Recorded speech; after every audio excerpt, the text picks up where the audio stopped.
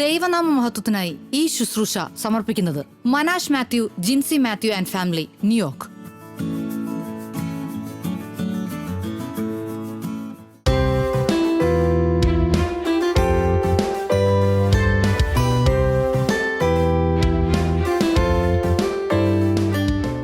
ത്രിയേക ദൈവത്തിൻ്റെ തിരുനാമത്തിന് മഹത്വം ഉണ്ടാകട്ടെ. പ്രാർത്ഥനയോടെ നമുക്ക് ഈ ശുശ്രൂഷ ആരംഭിക്കാം. സ്നേഹിതയായ ഞങ്ങളുടെ സ്വർഗ്ഗസ്ഥ പിതാവിൻ്റെ ലോകത്തിൻ്റെ വിവിധ രാജ്യങ്ങളിൽ നിന്ന് ഞങ്ങൾ അവിടുത്തെ തിരുസന്നിധിയിലേക്ക് കടന്നു വരുന്നു. ഇത്രത്തോളം ഞങ്ങളെ സൂക്ഷിക്കുകയും പരിപാലിക്കുകയും ചെയ്ത എല്ലാ കൃപകൾക്കായിട്ടും സ്തോത്രം. പ്രത്യേകിച്ച് കർത്താവെ, COVID-19-ൻ്റേതായിട്ടുള്ള കെടുതികളിൽ നിന്നും ലോകത്തെ രക്ഷിക്കുവാൻ തക്കവണ്ണം അങ്ങ് എഴുന്നേൽക്കണമെന്ന് പ്രാർത്ഥിക്കുന്നു. യഹോവ എഴുന്നേൽക്കുമ്പോൾ അവൻ്റെ ശത്രുക്കൾ ചിതറിപ്പോകും, പുക പോലെ ചിതറിപ്പോകും ഞങ്ങൾ വായിക്കുന്നു. കർത്താവെ, അങ്ങ് എഴുന്നേൽക്കണമേ. അങ്ങ് ഇതിനെതിരായിട്ട് പ്രതിവിധിയും പ്രതിരോധവും കണ്ടുപിടിപ്പാൻ തക്കവണ്ണം സഹായിക്കണമെന്ന് പ്രാർത്ഥിക്കുന്നു. നീ എന്നെ ഇതിനൊരു പരിഹാരം കാണുവാൻ തക്കവണ്ണം പ്രസാദിക്കണമെന്ന് പ്രാർത്ഥിക്കുന്നു. നിൻ്റെ നാമം മഹത്വപ്പെടുവാൻ ഇതിലൂടെ സഹായിക്കണമേ. അനേകർ അങ്ങയിലേക്ക് തിരിയുവാൻ ഇതിലൂടെ സഹായിക്കണമേ. അങ്ങയുടെ മഹത്വത്തോടെ കടന്നു വന്ന് ഇതിനൊരു അറുതി വരുത്തുവാൻ തക്കവണ്ണം സഹായിക്കണമെന്ന് അവിടുത്തെ സ്നേഹത്തോടെ ഞങ്ങൾ താഴ്മയായിട്ട് അപേക്ഷിക്കുന്നു. കർത്താവെ, ഈ രാത്രി സുസംഭവപ്പെടുത്തുന്ന എല്ലാവരെയും അവിടുത്തെ കരങ്ങൾ സമർപ്പിക്കുന്നു. അടിയനെ അവിടുത്തെ കരങ്ങൾ സമർപ്പിക്കുന്നു. അങ്ങ് അങ്ങയിലേക്കൂടെ സൂക്ഷ്മയിപ്പാൻ തക്കവണ്ണം സഹായിക്കണമേ. അവിടുത്തെ നാമം മാത്രം മഹത്വപ്പെടുവാൻ സഹായിക്കുകയും അനുഗ്രഹിക്കുകയും വഴി നടത്തി ചെയ്യണമെന്ന് യേശുവിൻ്റെ നാമത്തിൽ അപേക്ഷിക്കുന്നു. കൃപയുടെ കേൾക്കുവാനാണമേ. ത്രിയേക ദൈവത്തിൻ്റെ തിരുനാമത്തിന് മഹത്വം ഉണ്ടാകട്ടെ. കർത്താവിൽ പ്രിയ സഹോദരങ്ങളെ, നാളെ, അതായത് മെയ് 31 ലോകത്ത് വിവിധ ക്രൈസ്തവ സഭകൾ പെന്തിക്കോസ്തി പെരുന്നാൾ ആഘോഷിക്കുകയാണ്. കലണ്ടറിൽ ചില സഭകൾക്ക് ഒരാഴ്ചത്തെ മാറ്റമുണ്ടാകുമെങ്കിലും ആഗോള തലത്തിൽ ഏറെ കുറേ സഭകളും നാളെയാണ് പെന്തിക്കോസ്ത് പെരുന്നാൾ അല്ലെങ്കിൽ പെന്തിക്കോസ്ത് ശുശ്രൂഷകൾ നടത്തുന്നത്. പെന്തിക്കോസ്ത് എന്നത് ഒരു ഗ്രീക്ക് പദമാണ്. 50 എന്നാണ് അതിൻ്റെ അർത്ഥം. കർത്താവ് ഉയർത്തെഴുന്നേറ്റതിന് ശേഷം 50 ദിവസം കഴിഞ്ഞ്, അതായത് 7ാമത്തെ ഞായറാഴ്ചയാണ് പെന്തിക്കോസ്ത് പെരുന്നാൾ നടത്തപ്പെടുന്നത്. ഈസ്റ്റർ കഴിഞ്ഞ് 7ാമത്തെ ഞായറാഴ്ച. ആ പെരുന്നാൾ ഒരു വലിയ സംഭവത്തിൻ്റേതായിട്ടുള്ള അനുസ്മരണയാണ്. ആ സംഭവത്തിൻ്റെ പുതുക്കത്തിന് വേണ്ടിയിട്ടുള്ള ഒരു ശുശ്രൂഷയുമാണ്. പഴയ നിയമത്തിൽ പ്രവാചകന്മാർ പ്രവചിച്ചിരുന്ന പരിശുദ്ധാത്മാവിൻ്റെ അഭിഷേകം, കർത്താവ് ഈ ലോകത്തിലായിരുന്നപ്പോൾ തൻ്റെ ശിഷ്യന്മാരോട് പറഞ്ഞിരുന്ന പരിശുദ്ധാത്മാവിൻ്റേതായിട്ടുള്ള അഭിഷേകം സകല ജനത്തിന്മേൽ കടന്നു വരുമെന്നുള്ള ആ വലിയ വാഗ്ദാനം പൂർത്തീകരിക്കപ്പെട്ട ദിനത്തെ അനുസ്മരിച്ചുകൊണ്ട് നടത്തപ്പെടുന്ന ശുശ്രൂഷയാണ് പെന്തക്കോസ്ത് ദിന ശുശ്രൂഷകൾ. മെയ് 31 ഞായറാഴ്ച എല്ലാ അപ്പോസ്തോലിക സഭകളിലും ഇതിനായിട്ട് പ്രത്യേക ശുശ്രൂഷകൾ നടത്തപ്പെടും. പരിശുദ്ധാത്മാവിൻ്റെ ശക്തി പ്രാപിച്ചുകൊണ്ട് അതേ ആ ശുശ്രൂഷയിൽ സംബന്ധിക്കുന്നവർ എഴുന്നേൽക്കുവാൻ തക്കതിനോണം ആ ശുശ്രൂഷ മധ്യേ ആഹ്വാനങ്ങൾ ഉണ്ടാകും. എന്നാൽ ഇന്ന് നമ്മുടെ പ്രത്യേകമായ ഈ കോവിഡ് പശ്ചാത്തലത്തിൽ പൊതുവായ ശുശ്രൂഷകൾ നടത്തപ്പെടുന്നില്ല.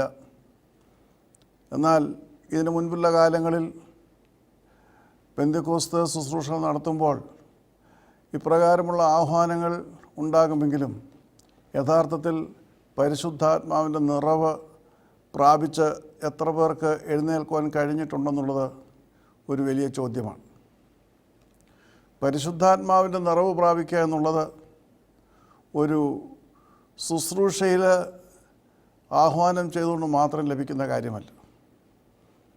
കർത്താവിൻ്റെ ഉയർത്തെഴുന്നേൽപ്പിന് ശേഷം കർത്താവ് പല പ്രാവശ്യം ശിഷ്യന്മാർക്ക് പ്രത്യക്ഷപ്പെട്ടു. എന്നിട്ട് താൻ സ്വർഗാരോഹണം ചെയ്യുന്നതിന് മുൻപ് ശിഷ്യന്മാരോട് പിതാവിൽ നിന്ന് അരുളി ചെയ്ത, അല്ലെങ്കിൽ പിതാവ് അരുളി ചെയ്ത എങ്കിൽ നിന്ന് കേട്ട വാഗ്ദത്തത്തിനായിട്ട് നിങ്ങൾ കാത്തിരിക്കണമെന്ന് പറയുകയുണ്ടായി. അങ്ങനെ അദ്ദേഹം തൻ്റെ ശിഷ്യന്മാരോട് കൽപ്പിച്ച ശേഷമാണ് സ്വർഗാരോഹണം ചെയ്തത്. അവർ കാത്തിരുന്നു, അവർ പരിശുദ്ധാത്മ ശക്തി പ്രാപിച്ചു, കർത്താവിൻ്റെ സാക്ഷികളായി എന്നുള്ളതൊക്കെയും നമ്മൾ പഠിക്കുന്ന കാര്യങ്ങളാണ്. എന്നാൽ സഭ ആധുനിക കാലഘട്ടങ്ങളിലേക്ക് കടന്നു വന്ന് മുൻപോട്ട് പോയപ്പോൾ ഈ പരിശുദ്ധാത്മാവിൻ്റെ ശക്തി പ്രാപിക്കുന്ന പ്രക്രിയ കുറഞ്ഞുപോയി എന്ന് പറയുന്നതിൽ യാതൊരു തെറ്റുമില്ല. ആദിമസഭ പ്രവർത്തിച്ചിരുന്നത് പരിശുദ്ധാത്മാവിൻ്റെ ശക്തിയാലാണ്. ആദിമസഭ നേരിട്ട പീഡനങ്ങളും നേരിട്ട പ്രയാസ പ്രതിസന്ധികളുമൊക്കെയും അതിനെ തരണം ചെയ്യുവാൻ കഴിഞ്ഞത് അവർ പ്രാപിച്ച പരിശുദ്ധാത്മാവിൻ്റെ നിറവിലും പരിശുദ്ധാത്മാവിൻ്റെ ശക്തിയിലുമായിരുന്നു. കാലം മുന്നോട്ട് പോയപ്പോൾ ക്രൈസ്തവ സഭയ്ക്കുണ്ടായിരുന്ന പീഡനങ്ങളെല്ലാം കുറഞ്ഞുപോയി. രാഷ്ട്രങ്ങൾ ക്രൈസ്തവ രാഷ്ട്രങ്ങളായിട്ട് മാറി. ലോകം ക്രിസ്തുമതത്തെ അംഗീകരിക്കുന്ന ഒരു വലിയ സാഹചര്യത്തിലാണ് പിന്നീട് സഭ വളരുവാൻ ഇടയായത്.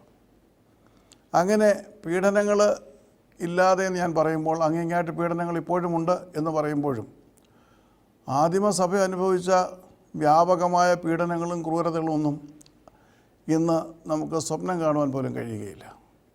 ആ പശ്ചാത്തലത്തിൽ പരിശുദ്ധാത്മാവിന് വേണ്ടിയുള്ള പ്രാർത്ഥനകൾ നടത്തപ്പെടുന്നുണ്ടെങ്കിലും അത് പ്രാപിച്ചുകൊണ്ട് മുൻപോട്ട് പോകുവാൻ എത്ര പേർക്ക് കഴിയുന്നു എന്നുള്ളതാണ് പ്രധാനപ്പെട്ട ചോദ്യം. പരിശുദ്ധാത്മാവിന് വേണ്ടി കാത്തിരിക്കുക എന്ന് പറയുമ്പോൾ, ശുശ്രൂഷ നടത്തുക എന്ന് പറയുമ്പോൾ, അത് നയിക്കുന്നവരും അതിൽ പങ്കെടുക്കുന്നവരും ആ അനുഭവത്തിലേക്ക് കടന്നു വരേണ്ടതായിട്ടുണ്ട്. പരിശുദ്ധാത്മാവിൻ്റേതായിട്ടുള്ള പ്രവർത്തനത്തെക്കുറിച്ച് കർത്താവ് വളരെ വ്യക്തമായിട്ട് പഠിപ്പിക്കുന്നുണ്ട്. പരിശുദ്ധാത്മാവ് കേവലം ബാഹ്യമായ ഒരു ശുശ്രൂഷയിലൂടെ ഒരു വ്യക്തിക്ക് അനുഭവിക്കാവുന്ന കാര്യമല്ല. ബാക്കി അനേകമായ ഘടകങ്ങൾ ഒരു ആരാധനയിലുള്ളത് ബാഹ്യമായിട്ട് അനുഭവിക്കുവാൻ കഴിയുന്നതാണ്. പരിശുദ്ധാത്മാവിന് ഒരു വ്യത്യസ്തതയുണ്ട്. വിശുദ്ധ യോഹന്നാൻ്റെ സുവിശേഷം 14-ാം അധ്യായം 15 മുതലുള്ള വാക്യങ്ങൾ വായിക്കുമ്പോൾ 15 മുതലുള്ള വാക്യങ്ങൾ വായിക്കുമ്പോൾ ഇപ്രകാരം കാണുവാൻ കഴിയും: നിങ്ങളെന്നെ സ്നേഹിക്കുന്നുവെങ്കിൽ എൻ്റെ കൽപ്പനകൾ അനുസരിക്കും. എന്നാൽ ഞാൻ പിതാവിനോട് ചോദിക്കും, നിങ്ങളോടുകൂടി എന്നേക്കും ഉണ്ടായിരിക്കേണ്ടതിന് അവൻ മറ്റൊരു ആശ്വാസപ്രദനെ നിങ്ങൾക്ക് തരും. 17-ാം വാക്യത്തിൽ പറയുകയാണ്, സത്യത്തിൻ്റെ ആത്മാവിനെ തന്നെ ലോകം അവനെ കാണുകയോ അറിയുകയോ ചെയ്യാത്തതിനാൽ അതിന് അവനെ സ്വീകരിക്കുവാൻ കഴിയുകയില്ല. അവൻ നിങ്ങളിൽ വസിക്കുകയും നിങ്ങളോട് കൂടെ ഇരിക്കുകയും ചെയ്യുന്നത് കൊണ്ട് നിങ്ങൾ അവനെ അറിയുന്നു. Tomorrow the world is celebrating. When I say the world, churches all over the world are celebrating the festival of Pentecost. This marks actually the birth of Christianity. It's the birthday of Christianity in a way to say, because the first Christians were formed after the anointment of the Holy Spirit on the day of Pentecost. We find that Jesus had promised disciples that he would ask the Father and send them the Holy Spirit and ask them to wait in Jerusalem for the anointment of the Holy Spirit. And they were waiting, praying for that anointment. And when the Holy Spirit came upon them as cloven tongues of fire, they went down into the streets and preached about the gospel without fearing any Jewish authority. And on the very first day, at the very first speech of St. Peter, we find 3,000 people were baptized. That was actually the birth of the Christian church. So, we are actually celebrating the birthday of Christianity when we celebrate this Feast of Pentecost. And the most important aspect is that ever since then, Christian churches have been celebrating this great event. But the experience the early church had was never experienced centuries later in the modern churches. At that time, they could really experience the power of the Holy Spirit. And they went out into the world fearlessly, without fearing any consequence or without caring for the difficulties, to preach Jesus Christ. They were testimonies for Jesus Christ, and Christianity grew. But as centuries passed away, we find that Christianity became the biggest religion. But at the same time, this great phenomena of being led by the Holy Spirit was slowly diminishing in the churches. Early church had this celebration annually. It's not a celebration, it was a worship annually, waiting for the Holy Spirit or the renewal of the Holy Spirit. Well, because it was associated with the festival of Pentecost of the Old Testament on the same day. We find later on that it ended as a simple worship. Of course, special prayers were said, but the real experience of the Holy Spirit was not there. And we find when the Holy Spirit is absent, what comes forward is the evil spirit. A person becomes a child of God when he is guided by the Holy Spirit. That's what St. Paul tells in Romans chapter 8. So, you are led by the Holy Spirit, then you are a child of God. But for nominal Christians, for namesake Christians, Holy Spirit is not an experience. Only people who are led by the Holy Spirit can face difficulties, can face calamities, can go forward fearlessly with a faith and trust in the Almighty God. They are testimonies for Jesus Christ. Today we find, though these services are held, these worships are held, we don't find people being empowered by the Holy Spirit. Worships are there, prayers are there, but the people at large don't experience this great power of the Holy Spirit. So much so, Christianity is a shrinking religion now in modern times. It was the fastest growing religion in the 18th and 19th century, but 18th and 19th century, and even earlier centuries. Now it has become a shrinking religion. Christianity is a shrinking religion because it is not guided by the Holy Spirit. Only when the Holy Spirit is experienced by the believers can they face challenges. So when there is no Holy Spirit, there is no peace, there is no love, there are dissensions and difficulties, and we find Christians going into other religions, seeking peace and seeking comforts. So it is in this situation that we are going to celebrate one more Pentecost festival. At this time, it is very important because the world is facing a mighty crisis, the COVID-19 crisis, where lakhs of people are dying and lakhs of people are infected by this virus. So more than any time, the experience of the Holy Spirit is most necessary for the children of God. Only then they can conquer the situation and go forward. മുമ്പ് എന്നത്തെക്കാളും പരിശുദ്ധാത്മാവിൻ്റെ ശക്തി പ്രാപിക്കേണ്ട അത്യാവശ്യം ഈ നാളുകളിലുണ്ട്. കാരണം ഈ പ്രാവശ്യത്തെ പെന്തിക്കോസ്തിന് ആഘോഷം അല്ലെങ്കിൽ പെന്തിക്കോസ്തിൻ്റേതായിട്ടുള്ള പ്രാർത്ഥനകളൊക്കെ നടത്തപ്പെടുന്നത് സ്വന്തം ഭവനങ്ങളിലാണ്. ദേവാലയങ്ങളിൽ കൂടുവാൻ സാധ്യമല്ല എന്നുള്ളതൊരു കാരണം. മാത്രമല്ല ഭയാനകമായ ഈ കെടുതിയെ വെല്ലുവിളിക്കുവാനും അതിനെ നേരിടുവാനും വിജയിക്കുവാനും ഒരു ദൈവ പൈതലിന് കഴിയണമെങ്കിൽ പരിശുദ്ധാത്മാവിൻ്റെ നിറവ് അത്യന്താപേക്ഷിതമാണ്.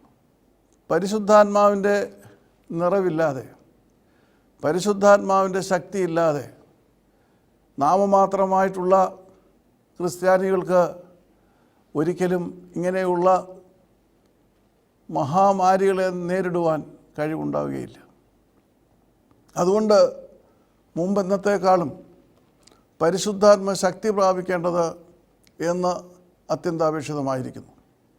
യേശുവിൽ വിശ്വസിക്കുന്നു എന്ന് പറഞ്ഞതുകൊണ്ടായില്ല, യേശുവിനെ അറിയാമെന്ന് പറഞ്ഞതുകൊണ്ടായില്ല, പള്ളിയിൽ പോകുന്നു എന്ന് പറഞ്ഞതുകൊണ്ടായില്ല, സഭകളുടെ അംഗങ്ങളാണെന്ന് പറഞ്ഞതുകൊണ്ടായില്ല, പെന്തിക്കോസ് എന്ന ഒരു സഭയുടെ പേര് വെച്ചുകൊണ്ട് മുന്നോട്ട് പോയതുകൊണ്ടായില്ല. വാസ്തവമായി ജീവിതത്തിൽ പരിശുദ്ധാത്മാവിൻ്റെ അനുഭവം ഉണ്ടാകണം. പരിശുദ്ധാത്മാവ് നയിക്കേണ്ടത് അത്യന്താപേക്ഷിതമാണ്. ഇവിടെ യോഹന്നാൻ്റെ സുവിശേഷത്തിൽ കർത്താവ് വളരെ വ്യക്തമായിട്ട് പറയുന്നുണ്ട് പരിശുദ്ധാത്മാവിനെ എങ്ങനെ പ്രാപിക്കാൻ കഴിയും എന്നുള്ളത്.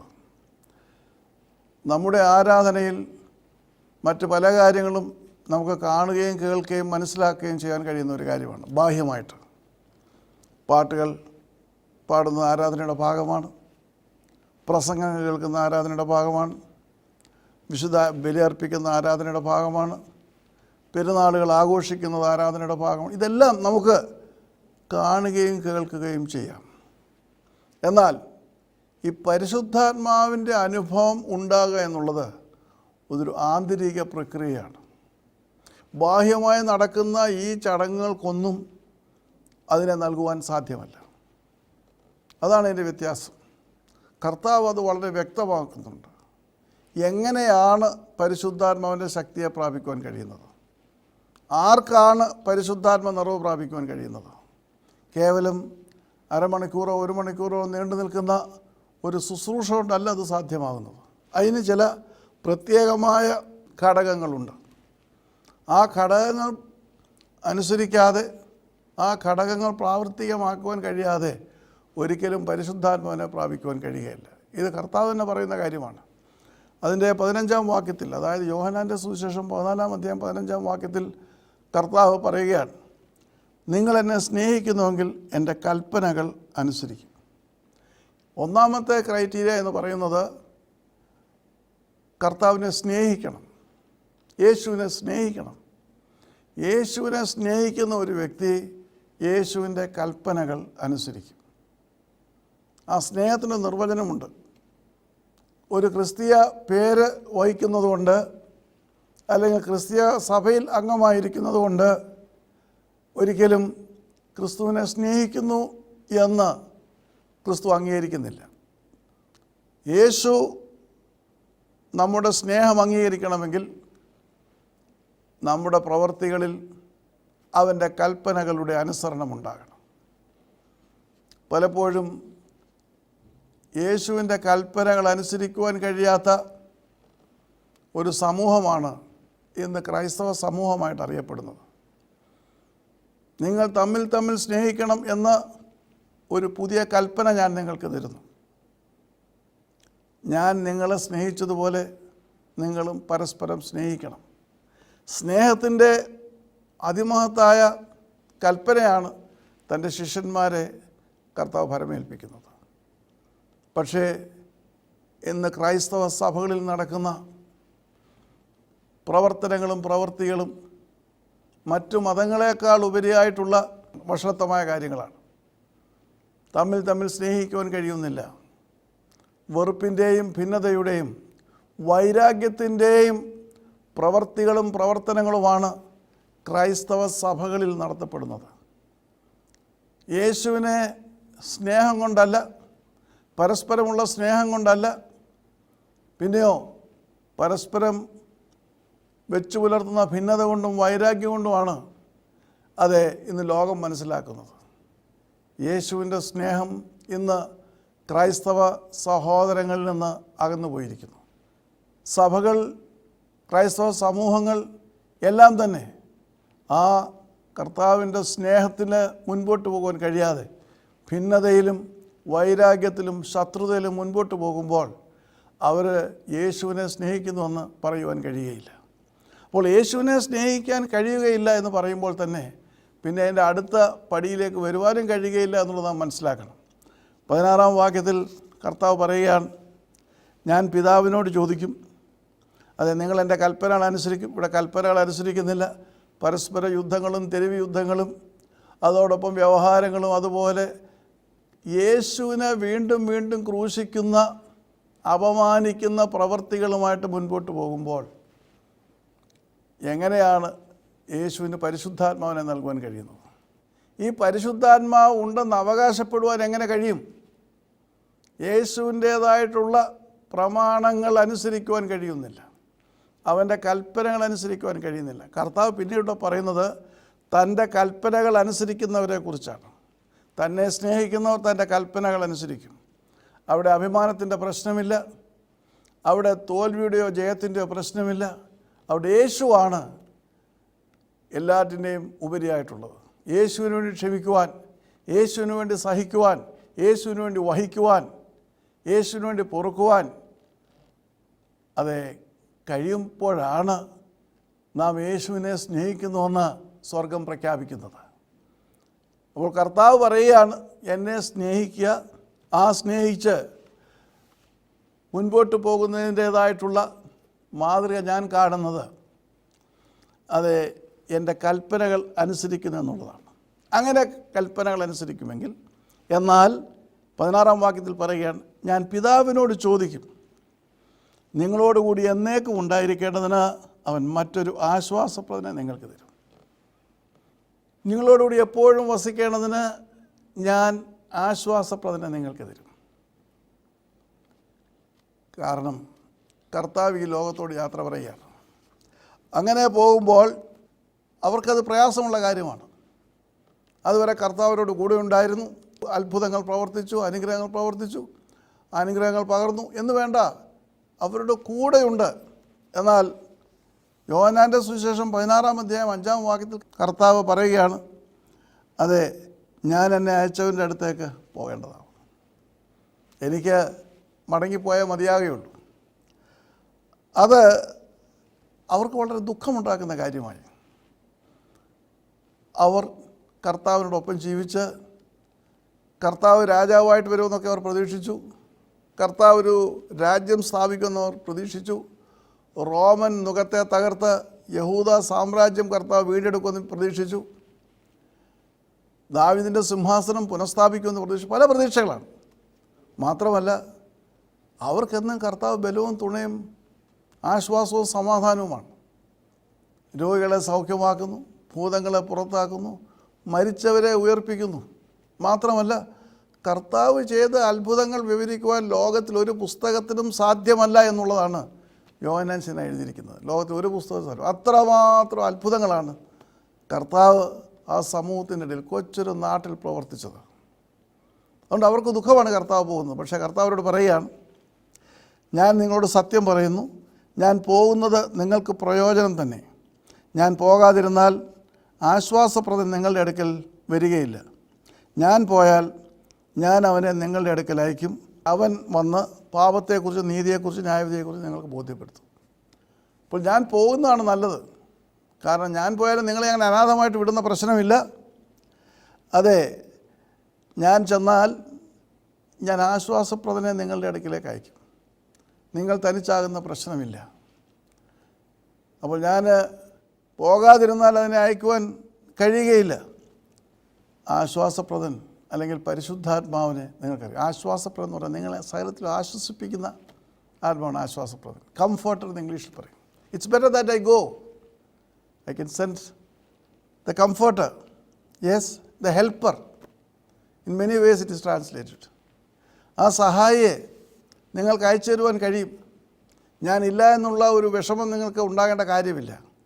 ഞാൻ പോയാൽ ഞാൻ വാഗ്ദത്തം ചെയ്ത സഹായിയെ, അതേ ആശ്വാസപ്രദനെ, നിങ്ങളുടെ സകല പ്രശ്നങ്ങളും നിങ്ങളെ വഴി നടത്തുവാൻ, നിങ്ങളെ ആശ്വസിപ്പിക്കുവാൻ, നിങ്ങളെ അനുഗ്രഹിക്കുവാൻ, അതേ ആശ്വാസപ്രദൻ സദാ നിങ്ങളോട് കൂടെ ഉണ്ടായിരിക്കും. അതുകൊണ്ട് ഞാൻ പോകുന്നതിനെക്കുറിച്ച് ദുഃഖിക്കേണ്ട ആവശ്യമില്ല. മാത്രമല്ല ആശ്വാസപ്രദൻ നിങ്ങളുടെ ജീവിതത്തിലേക്ക് കടന്നു വരുമ്പോൾ ഇത് ഒരു അനുഭവമാണ്. അപ്പോൾ ആ ആശ്വാസപ്രദൻ കടന്നു വരുമ്പോൾ അവൻ പാപത്തെക്കുറിച്ച് നിങ്ങളെ ബോധ്യം വരുത്തും, നീതിയെക്കുറിച്ച് ബോധം വരുത്തും, ന്യായവിധിയെക്കുറിച്ച് ബോധം വരുത്തും. നമ്മെ ദൈവിക പാതയിൽ അനുദിനം നടത്തേണ്ടതിന് അവൻ നമുക്ക് വഴി പറഞ്ഞു തരുന്ന അവസ്ഥയാണ്. അപ്പോൾ കർത്താവ് ഇങ്ങനെയാണ് പറഞ്ഞത്. പക്ഷേ ഈ ആശ്വാസപ്രദൻ വരണമെങ്കിൽ കർത്താവ് കടന്നുപോയി. കർത്താവിനെ സ്നേഹിക്കുന്നെന്ന് പറഞ്ഞ് തോമസ് എന്നും മാത്യു എന്നും അതേ ഉള്ള പേരുകളൊക്കെ ഇട്ട് പേരുകൊണ്ടല്ല ക്രിസ്ത്യാനി ആകേണ്ടത്, പ്രവൃത്തി കൊണ്ട് ക്രിസ്ത്യാനിയായിത്തീരണം. കർത്താവിൻ്റെ കൽപ്പനകൾ അനുസരിക്കുവാൻ കഴിയണം. കർത്താവിൻ്റെ കൽപ്പനകൾ അനുസരിക്കാതെ വെറും നാമമാത്ര ക്രിസ്ത്യാനികളായിട്ട് മുൻപോട്ട് പോയാൽ കർത്താവ് വാഗ്ദത്തം ചെയ്ത പരിശുദ്ധാത്മാവിനെ പ്രാപിക്കുവാൻ കഴിയുകയില്ല. അതുകൊണ്ടാണ് കർത്താവ് പറയുന്നത്, എന്നാൽ ഞാൻ പിതാവിനോട് ചോദിക്കും, നിങ്ങളോടുകൂടെ എന്നേക്കും ഉണ്ടായിരിക്കേണ്ടതിന് അവൻ മറ്റൊരു ആശ്വാസപ്രദനെ നിങ്ങൾക്ക് തരും. ഒരു ദിവസത്തേക്കല്ല, 2 ദിവസത്തേക്കല്ല, പിന്നെയോ എന്നേക്കും നിങ്ങളോട് കൂടെ ഇരിക്കുന്നതിനായിട്ട്, നിങ്ങളുടെ ജീവിതയാത്രയിൽ മുഴുവൻ നിങ്ങളെ വഴി നടത്തുന്നതിനായിട്ട് അവൻ മറ്റൊരു ആശ്വാസപ്രദനെ, ബാറക്കലിത്തെ, അതേ സഹായിയെ നിങ്ങൾക്ക് അയക്കും. മാത്രമല്ല അത് സത്യത്തിൻ്റെ ആത്മാവിനെ തന്നെ, സത്യത്തിൻ്റെ ആത്മാവാണ്, ദുരാത്മാവല്ല. സർവ്വ സത്യത്തിലും വഴി നടത്തുവാൻ തക്കതിന് വേണം അതെ ഉള്ള ആത്മാവിനെയാണ് നിങ്ങളിലേക്ക് അയക്കുന്നത്. ഇവിടെ പെന്തിക്കോസ് പെരുന്നാളൊക്കെ നടക്കുന്നു, ആഘോഷങ്ങളൊക്കെ നടക്കുന്നു, ആരാധന നടക്കുന്നു, വളരെ മനോഹരമാണ്. പാട്ട് കേൾക്കാം, പ്രസംഗം കേൾക്കാം, ആ കുർബാന, വിശുദ്ധ കുർബാന കാണുവാൻ കഴിയും. പെരുന്നാളിൻ്റേതായിട്ടുള്ള വലിയ താളമേളകളൊക്കെ അതുപോലെ എല്ലാം ദൃശ്യമാണ്, കാണുവാനും കേൾക്കുവാനും കഴിയും. എന്നാൽ ഈ പരിശുദ്ധാത്മാവിനെ കുറിച്ച് പറയുമ്പോൾ ഇതിനെ കാണുവാനും കേൾക്കുവാനും കഴിയത്തില്ല. നമുക്ക് ബാഹ്യമായിട്ട് ഒരാളിൽ ഈ പരിശുദ്ധാത്മാവ് ഉണ്ടോ ഇല്ലയോ എന്ന് നമുക്ക് മനസ്സിലാക്കുവാൻ കഴിയുകയില്ല. ഇപ്പോൾ നമ്മളൊരു പോലീസുകാരനെ കണ്ടാൽ പോലീസാണ് നാം മനസ്സിലാക്കുന്നത്, അവനൊരു യൂണിഫോം ഉണ്ട്, ഇതൊരു പോലീസുകാരനാണ്. അങ്ങനെ സ്കൂളിൽ ചെന്ന് കഴിഞ്ഞാൽ ഒരു വിദ്യാർത്ഥി മുതിർന്നായാലും ശരി, അവൻ യൂണിഫോം ഇട്ട സ്കൂൾ വിദ്യാർത്ഥിയാണ്. അതെ, ബാഹ്യമായ വസ്ത്രധാരണം കൊണ്ടോ അലങ്കാരങ്ങൾ കൊണ്ടോ ഈ പരിശുദ്ധാത്മാവിനെ മനസ്സിലാക്കുവാൻ കഴിയില്ല. തൊപ്പി വെച്ചാലും കിരീടം വെച്ചാലും മറ്റെന്തെല്ലാം കൂട്ടിച്ചേർത്താലും പരിശുദ്ധാത്മാവിനെ യൂണിഫോമുകളിലൂടെ മനസ്സിലാക്കുവാൻ കഴിയുകയില്ല. അത് കർത്താവ് വളരെ വ്യക്തമായിട്ട് പറയുന്നത്, ഞാൻ പറയുന്ന കാര്യമല്ല. അന്നത്തെ യഹൂദ സഭയിൽ വലിയ വലിയ വലിയ വേഷങ്ങളുള്ളവരുണ്ട്. ദൈവം തന്നെ നിയോഗിച്ചിരിക്കുന്ന പുരോഹിതന്മാർ, മഹാപുരോഹിതന്മാരൊക്കെ ഉണ്ട്. പിന്നെ സ്വയമായിട്ട് വേഷവിധാനങ്ങൾ ഉണ്ടാക്കി ദൈവത്തിൻ്റെ അടുത്ത ആളുകളാണെന്ന് പറഞ്ഞ് നടക്കുന്നവരുണ്ട്. പരീശന്മാർ വലിയ കുപ്പായങ്ങളൊക്കെ ധരിച്ച് തൊങ്ങൽ വെച്ചിട്ട് അതേ ദൈവത്തിൻ്റേതായിട്ടുള്ള വചനമൊക്കെ എഴുതി തുകൽപ്പെട്ടിയിൽ വെച്ച് നെറ്റിക്ക് കിട്ടുന്നു, കൈത്തണ്ടയിൽ കിട്ടുന്നു, അങ്ങനെ പോകുന്ന ഒരു സമൂഹമുണ്ട്. അങ്ങനെ പലതരം വേഷധാരികളെ കർത്താവ് കണ്ട് ആ വേഷധാരികളുടെ നടുവിൽ വെച്ചാണ് തൻ്റെ ശിഷ്യന്മാരെ കർത്താവ് ഉപദേശിക്കുന്നത്. ബാഹ്യമായ ആചാരങ്ങൾ കൊണ്ടോ ബാഹ്യമായ അനുഷ്ഠാനങ്ങൾ കൊണ്ടോ ഈ പരിശുദ്ധാത്മാവിനെ മനസ്സിലാക്കുവാൻ കഴിയുകയില്ല. ആർക്കാണ് പരിശുദ്ധാത്മാവ് ഉള്ളതെന്ന് ബാഹ്യമായിട്ടുള്ള നടപടിക്രമങ്ങൾ കൊണ്ടോ ബാഹ്യമായിട്ടുള്ള ആവരണങ്ങൾ കൊണ്ടോ മനസ്സിലാക്കുവാൻ കഴിയുകയില്ല. പരിശുദ്ധാത്മാവ് ഉണ്ടെന്ന് അവകാശപ്പെടാം. ചില സ്ഥാനമാനങ്ങളൊക്കെ വഹിക്കുമ്പോൾ അവർ പരിശുദ്ധാത്മാവ് നയിക്കപ്പെടുന്നതെന്ന് സാധാരണ ഒന്നും അറിയാത്ത ജനങ്ങൾക്ക് വിശ്വസിക്കേണ്ടി വരുന്ന സാഹചര്യങ്ങളുണ്ട്. എന്നാൽ കർത്താവിനെ അറിയുന്ന ഒരു വ്യക്തിക്ക്, ഒരു ദൈവ പൈതലിന് പരിശുദ്ധാത്മാവ് ഉണ്ടോ ഇല്ലയോ തിരിച്ചറിയുവാൻ മാനദണ്ഡങ്ങളുണ്ട്. ലോകത്ത് വെച്ച് മനുഷ്യരെ കബളിപ്പിക്കാം, പക്ഷേ ഈ ലോകത്തെ ജീവിതം എന്ന് പറയുന്നത് 7, 10 ഏറെയാൽ 80 മാത്രമാണ്. 10, 80 കൊല്ലം ഇവിടെ മനുഷ്യനെ കളിപ്പിച്ചുകൊണ്ടൊക്കെ ദൈവം തന്നിരിക്കുന്ന അവസരങ്ങളും സ്ഥാനമാനങ്ങളും ഒക്കെ ദുരുപയോഗം ചെയ്തുകൊണ്ട് ദൈവത്തിൻ്റെ കൽപ്പനകളെ ചവിട്ടി മെതിച്ചുകൊണ്ട് പരിശുദ്ധാത്മാവിനെ ഞെക്കി ഞെരുക്കി തകർത്ത് ദുഃഖിപ്പിച്ച് അതേ കെടുത്തിക്കൊണ്ട് മുൻപോട്ട് പോകാൻ കഴിയും. പക്ഷേ ഈ 70, 80 കൊല്ലം കഴിഞ്ഞാൽ നീ നിൽക്കേണ്ട ഒരു സ്ഥാനമുണ്ട്. അതിനെക്കുറിച്ച് ഇന്നത്തെ അനേക നേതാക്കന്മാർക്ക് ഒരു ധാരണയുമില്ല. അതിനെക്കുറിച്ചൊക്കെ പ്രസംഗിക്കും, നരകമുണ്ട്, നിത്യനരകമാണെന്നൊക്കെ പ്രസംഗിക്കും. ഈ പ്രസംഗിക്കുന്നത് തങ്ങളെക്കുറിച്ചാണെന്ന് പോലും അവർ ചിന്തിക്കുന്നില്ല. കാരണം ദൈവകൃപയില്ലാതെ, ദൈവത്തിൽ ആശ്രയിക്കാതെ, ദൈവത്തിൻ്റെ പരിശുദ്ധാത്മാവിനെ അനുഭവമാക്കാതെ, മറ്റുള്ളവർക്ക് അനുഭവമാക്കുവാനുള്ള സാഹചര്യം കൊടുക്കാതെ മുൻപോട്ട് പോകുമ്പോൾ അത് ദൈവത്തിൻ്റെ ന്യായവിധിക്ക് മുൻപിലാണ് അവർ നിൽക്കുന്നതെന്ന് പലപ്പോഴും ഓർക്കാറില്ല. കർത്താവ് ഇവിടെ പറയുകയാണ്, അതേ ആശ്വാസപ്രദനെ നിങ്ങൾക്ക് തരും. എന്നിട്ട് പറയുകയാണ്, സത്യത്തിൻ്റെ ആത്മാവിനെ തന്നെ ലോകം അവനെ കാണുകയോ അറിയുകയോ ചെയ്യാത്തതിനാൽ അവനെ സ്വീകരിക്കുവാൻ കഴിയുകയില്ല. ലോകത്തിന് എന്ന് പറഞ്ഞാൽ സാധാരണ മനുഷ്യർക്ക് ഇവനെ കാണുവാനോ അറിയുവാനോ കഴിയുന്നില്ല. കാരണം അറിയുവാനെന്ന് പറഞ്ഞാൽ ഡ്രം അടിച്ചു കഴിഞ്ഞാൽ പരിശുദ്ധാത്മാവ് വരികയില്ല. നല്ല ഭയങ്കര സംഗീത കച്ചേരി നടത്തിയെന്ന് വിചാരിച്ചാൽ പരിശുദ്ധാത്മാവ് വരികയില്ല. സ്റ്റേജിൽ കിടന്ന് തീപ്പൊരി പ്രസംഗം നടത്തിയാൽ പരിശുദ്ധാത്മാവിനെ കാണുവാൻ കഴിയുകയില്ല. 10,000 പങ്കെടുക്കുന്ന കൺവെൻഷൻ നടത്തിയാൽ പരിശുദ്ധാത്മാവിനെ കാണുവാൻ കഴിയുകയില്ല. ലോകത്തിന് അവനെ കാണുവാനോ അറിയുവാനോ സാധ്യമല്ല. ഇത് ജീവിതത്തിലെ വിശുദ്ധി കൊണ്ടും നൈർമല്യം കൊണ്ടും ദൈവത്തിൻ്റെ കൽപ്പനകൾ സമ്പൂർണ്ണമായി അനുസരിച്ച് ദൈവത്തിന് വേണ്ടി വേർതിരിക്കപ്പെട്ട ജീവിതം നയിക്കുന്ന ഒരു വ്യക്തിക്ക് മാത്രമേ പരിശുദ്ധാത്മാവിനെ അനുഭവിക്കുവാൻ കഴിയുകയുള്ളൂ. ലോകത്തിന് അവനെ കാണുവാൻ കഴിയുകയില്ല. ലോകപ്രകാരമുള്ള ദാടിമോടികളിലൊക്കെ മനുഷ്യരെ കബളിപ്പിക്കുവാൻ കഴിയുമെങ്കിലും ഈ പരിശുദ്ധാത്മാവിനെ കർത്താവ് നൽകുന്നത്, ദൈവം നൽകുന്നത് അത് തന്നെ അനുസരിക്കുകയും അറിയുകയും ചെയ്യുന്നവർക്ക് മാത്രമാണ്. അതാണ് എൻ്റെ പ്രത്യേകത. That's only A minority. What Jesus says, you can have celebrations, you can have worships, all right. But to whom the Holy Spirit is given. It's necessary that I go away. The disciples were all sad because he's going away. They thought he is going to establish a kingdom there. They thought that he is going to establish the throne of David again. And when he was with them, there's nothing to worry. Miracles after miracles, thousands and thousands of miracles. Everything was going in a very spectacular way. People were comforted. Everything there is an answer because he's the Son of God. But the moment he said, I am going away, it's necessary that I go away, they were sad. But he says, you don't have to be sad because it's better that I go away so that I can send you the Holy Spirit, the Comforter. I can send him to you. He'll be there with you forever, not for 1 day or 2 days. No, he's going to be with you, guiding you unto all truth. He will guide you. He will tell you about judgment.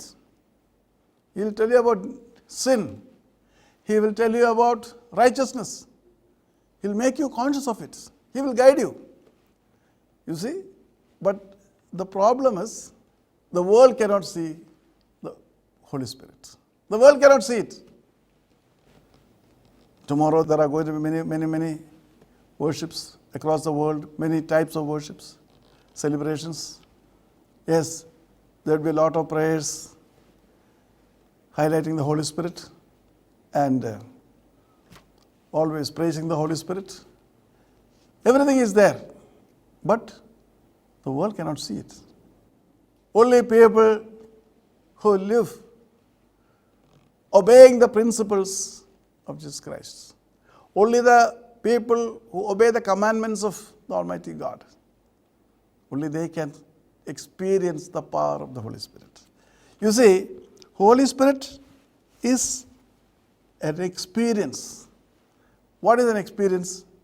The experience of power. The Holy Spirit grants us power to face anything. You see? So if you say you love Jesus and you don't follow his principles, you have nothing to do with the Holy Spirit. As I told you, Jesus himself says, the world cannot see it or understand it because it's a personal experience. It's not a group experience. It's one has to experience it personally. It will grant you power to face any calamity. It will fill you with love. It fills you with patience. It fills you with forgiveness.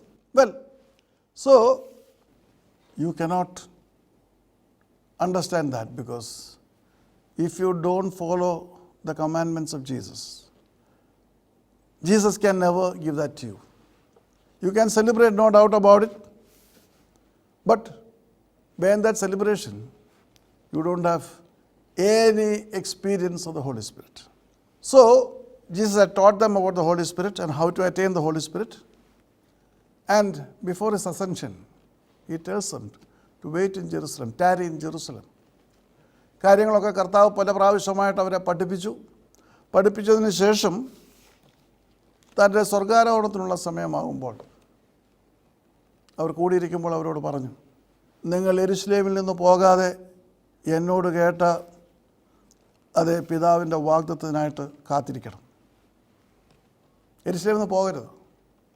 നിങ്ങൾ ഇവിടെ നിന്ന് ഇപ്പോൾ പോയി കഴിഞ്ഞാൽ നിങ്ങൾ ചിതറിപ്പോകും. അതുകൊണ്ട് നിങ്ങളിവിടെ കാത്തിരിക്കണം, ഇവിടുന്ന് പോകരുത്. കാരണം യഹൂദന്മാർ മുഴുവൻ അവരെ പിച്ച് ചീന്താനായിട്ട് നോക്കിയിരിക്കുകയാണ്, യഹൂദ സഭ. ആ പരിസ്ഥിതിയിൽ അവരുടെ ഭയാനകമായ പീഡനങ്ങളുടെ മുമ്പിൽ നിങ്ങൾ പതറിപ്പോകും. കർത്താവിനത് അറിയാമായിരുന്നു. അതുകൊണ്ട് നിങ്ങൾ പ്രാപിക്കണം. ഉയർത്തെഴുന്നേറ്റ കർത്താവ് അവരുടെ മേൽ ഊതി പരിശുദ്ധാത്മ പ്രാപിക്കുവാനായിട്ട്. പക്ഷേ അങ്ങനെ ഊതിയിട്ട് കർത്താവ് പോയി. കർത്താവ് സ്വർഗാരോഹണം ചെയ്യുന്നതിന് മുൻപ് തന്നെ ചില ദിവസങ്ങൾ കഴിഞ്ഞപ്പോൾ ശിഷ്യന്മാർ വീണ്ടും പടകെടുത്തുകൊണ്ട് കടലിലേക്ക് മീൻ പിടിക്കുവാൻ പോയി.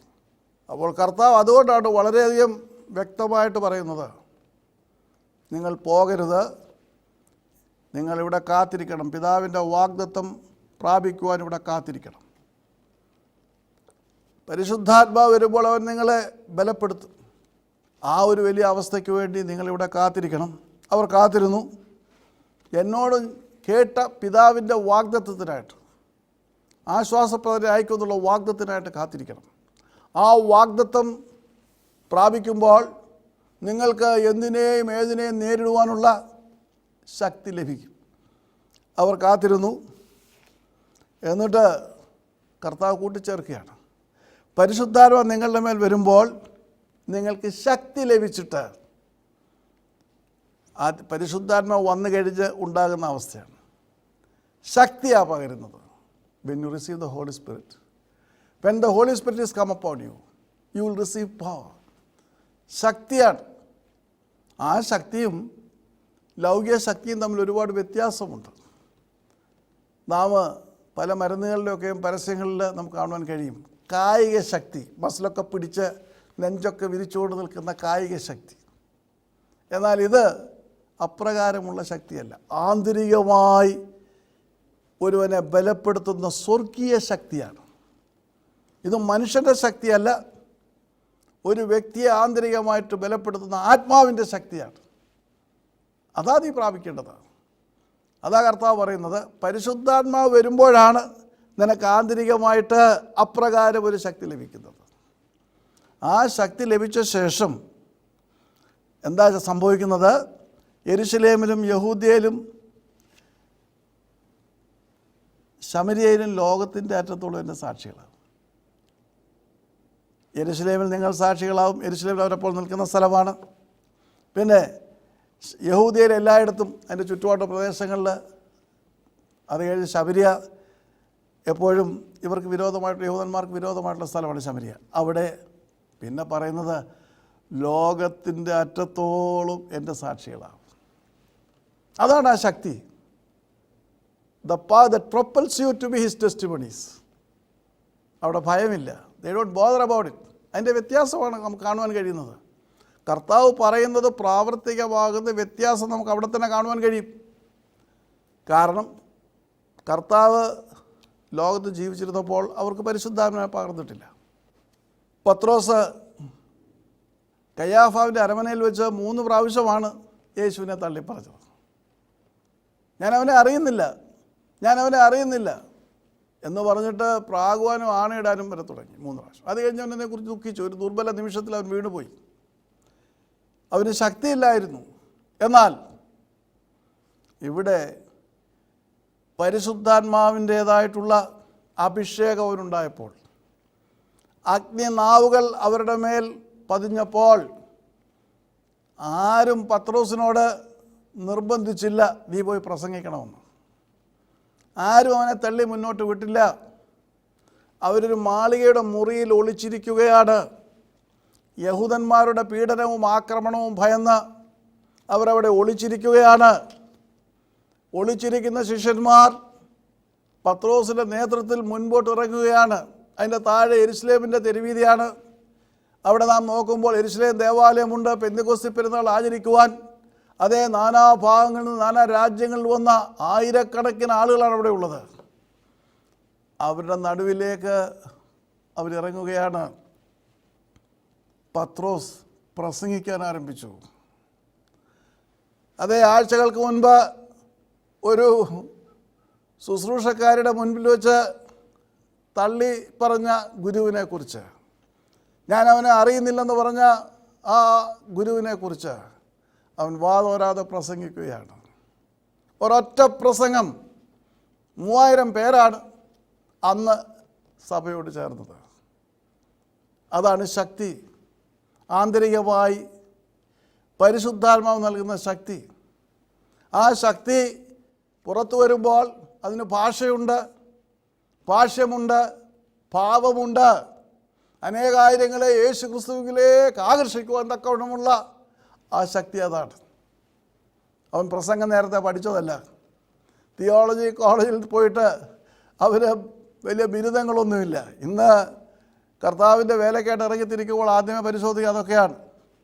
ഇവിടെ പത്രോസിന് മീൻപിടുത്തമല്ലാതെ മറ്റ് യാതൊരു യോഗ്യതയുമില്ല. പക്ഷേ പരിശുദ്ധാത്മാവിൻ്റെ മേൽ വന്നപ്പോൾ അവന് പുതിയ ഭാഷയുണ്ട്, ഭാഷ്യമുണ്ട്, ഭാവമുണ്ട്.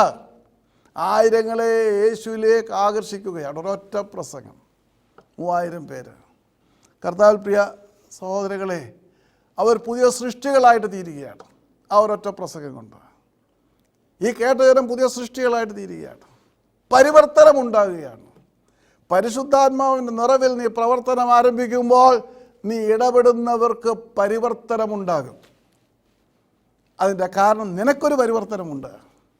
അതുവരെ നിനക്ക് വൈരാഗ്യമുണ്ടാകുന്നവരെ നിനക്ക് സ്നേഹിക്കുവാൻ കഴിയും, അവരുടെ തെറ്റുകൾ പൊറുക്കുവാൻ കഴിയും, ക്ഷമിക്കുവാൻ കഴിയും. ഞാൻ ചിലരോടൊക്കെ അതേ അനുകമ്പാപൂർവമായിട്ട് അവരുടെ തെറ്റുകളെ മറന്ന് സംസാരിക്കുമ്പോൾ എങ്ങനെ മറക്കുവാൻ കഴിയുമെന്നൊക്കെ എന്നോട് ചോദിക്കും. അവർക്ക് മറക്കാൻ കഴിയത്തില്ല, എന്നും അതിങ്ങനെ ഓർത്ത് വെച്ചുകൊണ്ടിരിക്കും.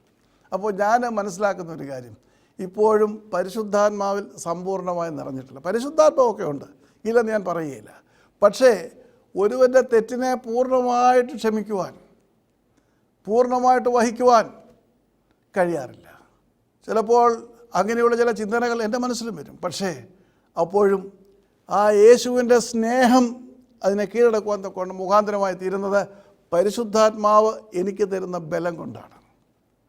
അതുകൊണ്ടാണല്ലോ ഈ നീണ്ട കാലയളവിൽ കർത്താവിൻ്റെ വേലയ്ക്ക് ഇറങ്ങി തിരിച്ച് അനേകം കാര്യങ്ങൾ ചെയ്ത് മുൻപോട്ട് പോരുമ്പോൾ എത്രയോ സന്ദർഭങ്ങൾ അനേകർ അവർക്ക് ലഭിച്ച അനുഗ്രഹങ്ങളെല്ലാം മറന്നിട്ട് തള്ളിപ്പറഞ്ഞ് മുൻപോട്ട് പോകുമ്പോഴും എനിക്കിപ്പോഴും അവരെ സ്നേഹിക്കുവാൻ കഴിയുന്നു. ഒരു വെറുപ്പ് ആരോടുമില്ല. പക്ഷെ അവർക്ക് മടങ്ങി വരുവാൻ വളരെ പ്രയാസമുണ്ട്. കാരണം പരിശുദ്ധാത്മാവില്ല. പരിശുദ്ധാത്മാവ് ഒരു വ്യക്തിയിൽ പ്രവർത്തിച്ചാൽ അവിടെ ഈ മതിലിടിഞ്ഞു പോവുകയാണ്. അവിടെ അഭിമാനത്തിൻ്റെ പ്രശ്നമില്ല, ബ്രദർ എന്തോ പറയുമെന്നുള്ള പ്രശ്നമില്ല. കാരണം നിന്നെ ദൈവം വിളിച്ച് കൂട്ടിച്ചേർത്തതാണ്, ഒരു മഹത്തായ ശുശ്രൂഷയിലേക്ക് ഇഴുകി ചേർത്തതാണ്, ഒരു വലിയ ശുശ്രൂഷ ഏൽപ്പിച്ചതാണ്.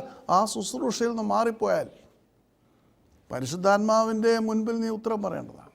കുറവുകൾ എവിടെയാണെന്ന് മനസ്സിലാക്കിക്കൊണ്ട് വീണ്ടും മടങ്ങി വന്ന് കർത്താവിൻ്റെ ശുശ്രൂഷ ഏറ്റെടുക്കുവാൻ തയ്യാറാകുമ്പോൾ ആ പരിശുദ്ധാത്മാവിനെ ബലപ്പെടുത്തും. അപ്പോൾ അങ്ങനെ കടന്നു വരുവാൻ കഴിയാതെ വരുന്നത് എന്തുകൊണ്ടാണ്?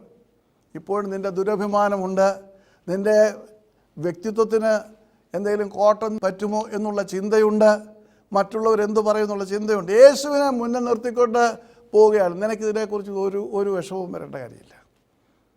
കാരണം യേശു ക്രിസ്തുവാണ് വിളിച്ചത്, യേശു ക്രിസ്തുവാണ് വിളക്കി ചേർത്തത്. അതിനകത്തിൽ എന്ത് ഭവിഷ്യത്ത് വരും എന്നുള്ളൊരു ചിന്തയില്ല. എന്നെ സംബന്ധിച്ച് എൻ്റെ ജീവിതത്തിൽ ഞാൻ ഭവിഷ്യത്തെ ഭയപ്പെടാത്തതാണ് ദൈവത്തിനെ ഇത്രത്തോളം നടത്തുവാൻ തക്കവണ്ണം മതിയായത്. I will not care for the consequence. When I do something for Jesus, when I stand for Jesus, I don't care about the consequences because He is with me. Only if I don't care for the consequences can He use me. Otherwise He cannot use you. So many want to come back. They have sent feelers, they like to come back. Yes, come, most welcome.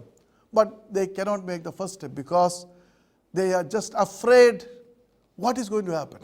What will people tell about me? How will the people with brother receive me? But that's not your concern. It is the Lord who is guiding you. It is the Lord who had brought you. But it is not the Lord who had sent you out. No, you went on your own. So, always when people want to come, new people want to come, they are hesitant. അനേകർക്ക് ഇതിലെ ശുശ്രൂഷയിൽ പങ്കെടുക്കണമെന്നൊക്കെ ആഗ്രഹമുണ്ട്. പക്ഷേ പങ്കെടുത്താൽ എന്തായി തീരും? ഒന്നുമായി തീരുകയില്ല. നിനക്ക് യേശുവിന് വേണ്ടി പ്രവർത്തിക്കുവാൻ കൊണ്ട് ഇവിടെ എല്ലാ ആഴ്ചയും കോവിഡിൻ്റേതായിട്ടുള്ള മഹാമാരിയിൽ നിന്ന് രക്ഷിക്കുവാൻ വേണ്ടിയുള്ള വിടുതൽ പ്രാർത്ഥനകൾ നടക്കുകയാണ്. ഒരു മഹത്തായ ശുശ്രൂഷയിലേക്ക് കൈ കൊടുക്കുവാൻ തക്കവണ്ണം എല്ലാവരെയും ആഹ്വാനം ചെയ്യുകയാണ്. പക്ഷേ അനേകർക്ക് വരുവാൻ പ്രയാസമാണ്, ഭയമാണ്. കോവിഡിനെ കുറിച്ചുള്ള ഭയമല്ല, കർത്താവിന് വേണ്ടി ഇറങ്ങിത്തിരിക്കുവാനുള്ള ഭയമാണ്, ആശങ്കയാണ്. നാട്ടുകാരെന്ത് പറയും, വീട്ടുകാരെന്ത് പറയും, സഭയിലെന്തോ പറയും. എടാ, അടുത്ത നിമിഷം നിൻ്റെ കയ്യിലല്ല, കോവിഡ് വാതിക്കെ വന്ന് നിൽക്കുന്നു. അതേ, നീ എന്ത് ചെയ്തിരുന്നാലും കോവിഡിൻ്റെ പെന്തിക്കോസെന്നോ യാക്കോബായെന്നോ മർത്തോബായെന്നോ ഹിന്ദുവെന്നോ മുസ്ലിം ഒരു ചിന്തയില്ല. കണ്ടെത്താവുന്ന കാലത്ത് നിൻ്റെ രക്ഷിതാവിനെ കണ്ടെത്തുവാൻ തക്കൊണ്ടുള്ള അവസരം ഒരിക്കലും നഷ്ടപ്പെടുത്തരുത്. അതെ, പരിശുദ്ധാത്മാവിൻ്റെ ആ സ്പർശനം ഉണ്ടായെങ്കിൽ മാത്രമേ സാധ്യമാകുകയുള്ളൂ. എല്ലാവർക്കും സ്പർശനമുണ്ടോ? വലിയൊരു ജനക്കൂട്ടമുണ്ട്, അതും നമ്മൾ മനസ്സിലാക്കണം. വലിയൊരു ജനക്കൂട്ടം അവിടെ കൂടി. യെരുശലേമിൽ അന്നത്തെ കണക്കനുസരിച്ച് 10-15,000 പേരെങ്കിലും അവിടെ ഉണ്ടെന്നാണ് അതെ വേദശാസ്ത്ര പണ്ഡിതന്മാർ പറയുന്നത്. പക്ഷേ 15,000 പോട്ടെ, 10,000 ആയിക്കൊള്ളട്ടെ. കാരണം പെന്തിക്കോസ്ത് പെരുന്നാൾ ആഘോഷിക്കുവാൻ തക്കവണ്ണം ആ നാനാ രാജ്യങ്ങൾ, അടുത്തുള്ള രാജ്യങ്ങളിൽ നിന്നെല്ലാം ഇവിടെ കടന്നു വന്നു. 14 ഭാഷകളിലാണ് പത്രോസ് പ്രസംഗിച്ചത് ആളുകൾ മനസ്സിലാക്കിയത്. അപ്പോൾ നാനാ ഭാഷകൾ സംസാരിക്കുന്ന അനേക ജനങ്ങൾ അവിടെ വന്നു. എന്നാൽ കർത്താവിനോട് ചേരുവാൻ, സഭയോട് ചേരുവാൻ, പരിശുദ്ധാത്മ ശക്തിയിൽ പ്രവർത്തിക്കുവാൻ തക്കവണ്ണം മുൻപോട്ട് വന്നത് 3000 പേർ മാത്രമാണ്. നമ്മെ സംബന്ധിച്ച് പത്രോസിൻ്റെ പ്രസംഗത്തിൽ 3000 പേര് മാനസാന്തരപ്പെട്ടു എന്ന് വലിയ കാര്യമാണ്. പക്ഷേ അതിൽ എത്രയോ പേര് ബാക്കിയുണ്ട്. അപ്പോൾ എപ്പോഴും സമൂഹത്തിലേക്ക് നോക്കുമ്പോൾ അനേകർക്ക് കർത്താവിൻ്റെ അടുക്കിലേക്ക് വരുവാൻ തക്കവണ്ണം ലോകത്തിൻ്റേതായിട്ടുള്ള മോഹങ്ങളും ലോകത്തിൻ്റേതായിട്ടുള്ള കയറുകളുമാണ് അവരെ പിടിച്ച് പുറകോട്ട് വലിക്കുന്നത്.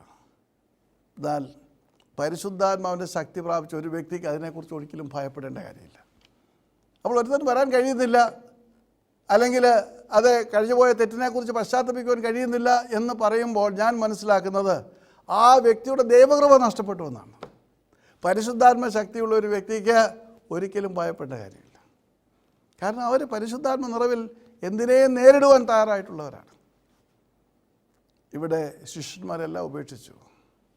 അതുവരെ ഭയപ്പെട്ടുകൊണ്ട് മാളികമുറിക്ക് ഉള്ളിലിരുന്നവർ പുറത്തേക്ക് വന്ന് ശുശ്രൂഷ ആരംഭിക്കുകയാണ്. യഹൂദ സഭ അതികഠിനമായ പീഡനങ്ങൾ അഴിച്ചുവിട്ടു. എന്നാൽ അവരതൊന്നും വകവെച്ചില്ല. ഓർത്തഡോക്സ് സഭയുടെ ആരാധനാഗീതത്തിൽ ഇപ്രകാരമുണ്ട് പ്രഭാതത്തിൽ: ലോകം താത സഹോദരർ ജാതിയതും തറവാടും ആകെയുപേക്ഷിച്ചേശുവിനായി മരണം സ്നേഹിച്ച സഹദേന്മാരെ സദാകാലം സ്മരണം ചെയ്വതു നന്നേറ്റം. എല്ലാം ഉപേക്ഷിച്ചു. വീട്, കൂട്, മാതാവ്, പിതാവ് ഉപേക്ഷിച്ചു യേശുവിനായിട്ട് മുന്നേറുവാൻ തക്കവണ്ണം അവർ ഇറങ്ങുകയാണ്. എന്താണ്? പരിശുദ്ധാത്മ ശക്തി പ്രാപിച്ച. കാരണം ഒരുവൻ മാനസാന്തരപ്പെടുമ്പോൾ അവൻ്റെ പുതിയ സൃഷ്ടിയായി തീരുകയാണ്. ഇപ്പോൾ ഒരു പുതിയ അവസ്ഥയിലേക്ക് കടന്നു വരുന്നത് അവൻ്റെ ഹൃദയത്തിനുണ്ടാകുന്ന മാറ്റം കൊണ്ടാണ്. ഇത് പഴയ നിയമകാലത്ത് എഹെസ്കേൽ പ്രവാചകൻ പ്രവചിച്ചതാണ്. എഹെസ്കേൽ 36-ാം അധ്യായത്തിൻ്റെ 26 മുതൽ 29 വരെയുള്ള വാക്യങ്ങളിൽ കാണുവാൻ കഴിയും.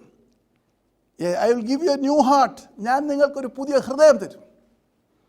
I will put a new spirit in you. ഒരു പുതിയ ആത്മാവിനെ നിങ്ങളിലേക്ക് അയക്കും. അതാണ് പുതിയ സൃഷ്ടി എന്ന് പറയുന്നത്. ആത്മാവില്ലാതെ ഒരിക്കലും ജീവൻ ഉണ്ടാകില്ല. അപ്പോൾ ഞാൻ നിങ്ങൾക്കൊരു പുതിയ ഹൃദയം തരും.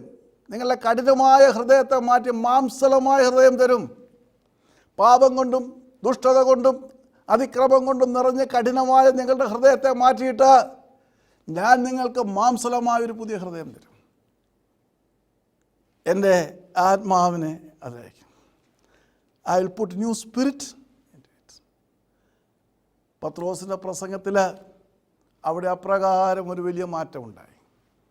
പുതിയ ഹൃദയം, മാംസലമായ ഹൃദയം അനേകർക്ക് ഉണ്ടായി. കഠിനമായ ക്രൂരമായ ഹൃദയത്തിൻ്റെ അവസ്ഥയിൽ നിന്നൊക്കെ മാറ്റി പുതിയ ആത്മാവിനെ അവർ പ്രാപിച്ചു. അവർ പുതിയ ശക്തിയിൽ പ്രവർത്തിക്കുവാൻ തക്കൊണ്ട് ഇറങ്ങിത്തിരിക്കുകയാണ്. ക്രൈസ്തവ സഭ അവിടെ ആരംഭിക്കുകയാണ്. ജന്മദിനം അതാണ്. അന്നാണ് 3000 പേര് കർത്താവിനോട് ആദ്യമായിട്ട് ചേരുന്നത്. എന്നാൽ നാം മനസ്സിലാക്കണം, ഇത് പഴയ നിയമ പ്രവചനത്തിൻ്റേതായിട്ടുള്ള പൂർത്തീകരണം കൂടിയാണ്. യോവേൽ പ്രവചനത്തിൽ പറയുന്നുണ്ട്, ദൈവത്തിൻ്റെ ആത്മാവിൻ്റെ അഭിഷേകം തന്നെ ജനത്തിനുണ്ടാകുന്നു. സക്കറിയ പ്രവാചകൻ പ്രവചിച്ചിട്ടുണ്ട്. അപ്പോൾ അങ്ങനെയുള്ള അനേക പ്രവാചകന്മാരിലൂടെ ദൈവം അരുളി ചെയ്തതിൻ്റെ പൂർത്തീകരണമാണ് പെന്തക്കോസ്ത് നാളിൽ നടത്തപ്പെടുന്നത്. എൻ്റെ നിങ്ങളുടെയും ആത്മീയ ജീവിതത്തിൽ നാം മുൻപോട്ട് പോകുമ്പോൾ നമ്മുടെ മുൻപിൽ വരുന്ന എല്ലാവിധ പ്രയാസ പ്രതിസന്ധികളെയും തരണം ചെയ്യുവാൻ ഈ പരിശുദ്ധാത്മാവിൻ്റെ നിറവ് നമ്മെ സഹായിക്കും. കാരണം പരിശുദ്ധാത്മാവ് നാം പ്രാപിക്കുമ്പോൾ നമുക്ക് പുതിയ കൃപകളും കൃപാവരങ്ങളുമാണ് ദൈവം നൽകുന്നത്. നമ്മുടേതായിട്ടുള്ള തലങ്ങളിൽ പ്രവർത്തിക്കുവാനുള്ള വ്യത്യസ്തമായ കൃപാവരങ്ങൾ. പലപ്പോഴും ഇതിനെക്കുറിച്ചൊന്നും അനേക സഭകൾ പഠിപ്പിക്കുന്നില്ല. പരിശുദ്ധാത്മാവുണ്ട് നിറവൊന്നുമല്ല, പരിശുദ്ധാത്മാവുണ്ട് അത് നിറയണം എന്ന് പറയുന്നതല്ല. അതിനേക്കാൾ ഉപരിയായിട്ട് പരിശുദ്ധാത്മ നിറവിൽ വളരുവാൻ നമുക്ക് കഴിയണം. കൃപകളും കൃപാവരങ്ങളും നമുക്ക് പ്രാപിക്കുവാൻ കഴിയണം. കർത്താവിന് വേണ്ടി ഫലപ്രദമായിട്ട് പ്രവർത്തിക്കണമെന്നുണ്ടാകണം. നമ്മുടെ മുൻപിലുള്ള ഏത് തടസ്സങ്ങളെയും തകർക്കുവാൻ തക്കതിനുവണ്ണം പരിശുദ്ധാത്മാവ് നമ്മെ ശക്തീകരിക്കും. അതേ സെരൂബാബേലിൻ്റെ നേതൃത്വത്തിൽ യെരൂശലേം ദേവാലയം പണിയുവാൻ തക്കവണ്ണം ബാബിലോണിൽ നിന്ന് യഹൂദാജനം മടങ്ങി വന്നപ്പോൾ അവർക്ക് മുൻപിൽ വലിയ തടസ്സങ്ങളായിരുന്നു. മുൻപോട്ട് പോകാൻ യാതൊരു മാർഗവുമില്ല. യാതൊരു രീതിയിലും പണി പൂർത്തിയാക്കുവാൻ കഴിയാതെ യെരൂശലേം ദേവാലയത്തിൻ്റെ പണി നിശ്ചലമായി കിടക്കുകയാണ്. അവർ ദൈവത്തോട് നിലവിളിക്കുന്നു. അപ്പോൾ ഒരു മഹാപർവ്വതം പോലെ അവർക്ക് മുൻപോട്ട് പോകാൻ കഴിയാത്ത അവസ്ഥയാണ്. അവർ ദൈവത്തോട് നിലവിളിച്ചപ്പോൾ അത്യുന്നതനായ ദൈവം അവരോട് അരുളി ചെയ്യുകയാണ്. സക്കറിയാ പ്രവചനം 4-7 സെരൂബാബേലിൻ്റെ മുൻപിലുള്ള മഹാപർവ്വതമേ നീ ആർ? നീ സമഭൂമിയായി തീരും, അതിന് കൃപ എന്ന ആർപ്പുവിളിയോടെ ആണിക്കല്ല് കയറ്റും. മഹാപർവ്വതമായിട്ട് നിൽക്കുകയാണ്. യെരൂശലേം ദേവാലയത്തിലെ പണി നിശ്ചലമായിരിക്കുകയാണ്. യാതൊരു നിവൃത്തിയുമില്ലാതെ 70 വർഷം അടിമവേല ചെയ്ത് അസ്ഥി ഒടിഞ്ഞ് തകർക്കപ്പെട്ട അവസ്ഥയിൽ വന്നിരിക്കുകയാണ്. അവർക്ക് മുന്നോട്ടൊന്നും ചെയ്യാൻ സാധ്യമല്ല. അപ്പോൾ ദൈവം അരുളി ചെയ്യുകയാണ്, സെരൂബാബേലിൻ്റെ മുൻപിലുള്ള മഹാപർവ്വതമേ നീ ആർ? നീ സമഭൂമിയായി തീരും, കൃപ എന്ന ആർപ്പുവിളിയോടെ ആണിക്കല്ല് കയറ്റും, അവസാനത്തെ കല്ല് കയറ്റും. എങ്ങനെയാണ് ഈ സമഭൂമിയായി തീരുന്നത്? അതിൻ്റെ മുമ്പിലത്തെ വാക്യത്തിലുണ്ട്. സൈന്യത്താലല്ല, ശക്തിയാലല്ല, എൻ്റെ ആത്മാവിനാൽ അത്രയെന്ന് സൈന്യങ്ങളെ അരുളി ചെയ്യുന്നു. സൈന്യത്താലല്ല, അവർക്ക് സൈന്യമില്ല, ശക്തിയില്ല.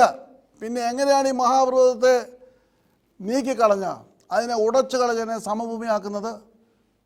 എൻ്റെ ആത്മാവിനാൽ, സൈന്യത്താലല്ല, ശക്തിയാലല്ല, എൻ്റെ ആത്മാവിനാൽ ഞാനിതിനെ നിരപ്പാക്കും, സമഭൂമിയാക്കും. ദൈവം പ്രവർത്തിച്ചു. ആ മഹാപർവ്വതത്തെ നീക്കി അവർ ദേവാലയത്തിൻ്റെ പണി പൂർത്തിയാക്കുകയാണ്. എൻ്റെയും നിങ്ങളുടെ മുമ്പിൽ നിന്ന് മഹാപർവ്വതമായിട്ട് വന്നു നിൽക്കുന്ന ഈ COVID-19 തുടച്ചു നിൽക്കുവാൻ പരിശുദ്ധാത്മ ശക്തി പ്രാപിച്ച ഒരു ജനതയ്ക്ക് തങ്ങളുടെ പ്രാർത്ഥനയാൽ കഴിയും. അതിനുള്ളൊരു വിലപ്പെട്ട അവസരമാണ്.